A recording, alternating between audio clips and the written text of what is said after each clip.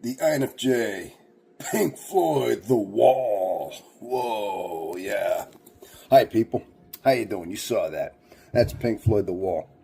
I talked a little bit about that today. I talked about the music playlist that INFJs have. Well, this is one of mine, and I'm going to tell you a story. When I was 15 years old, this album came out. I remember seeing ads on the TV, commercials for it.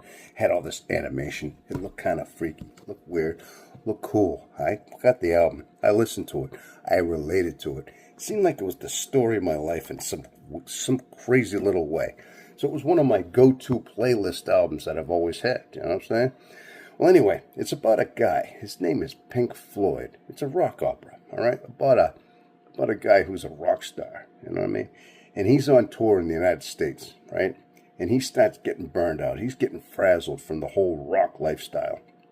So he's kind of like in his hotel room in between gigs, and he starts thinking. Maybe he's drinking. Maybe he's doing something.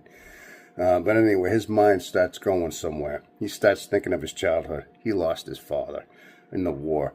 You know, the school systems were just overbearing. His mother was overprotective and things like that. There were things in his life that were bricks in the wall, okay? Just another bricks in the wall, right? Finally, he calls his wife up, and another guy answers the phone. It turns out she's doing something with this guy that she shouldn't be doing, you know, and she's a married woman. Well, that put him over the top.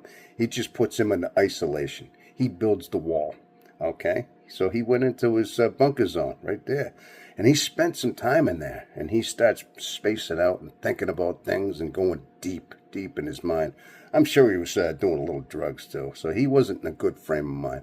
So finally, his manager starts knocking on the door, you know, like, you know, it's time to get to the concert, you know, it's time to go do your job, right, basically. So they go in there, and he's all, like, spaced out, he's all comfortably numb, so they grab him, and they kind of bring him down to the limousine. They go to bring him to the show, but he's out of it, you know. So finally, he's toward the show, it's like he goes way deep into his mind still, even at the concert hall, he's kind of still out of it. And he starts kind of taking it out on his audience. You know what I mean? So finally, he judges himself at the very end. He kind of puts himself on this crazy little trial that was in his mind, just because he knew he finally, his guilt caught up to him. Now, it turns out this story was written by Roger Waters of Pink Floyd, and guess what? He's an INFJ. Yeah, he is.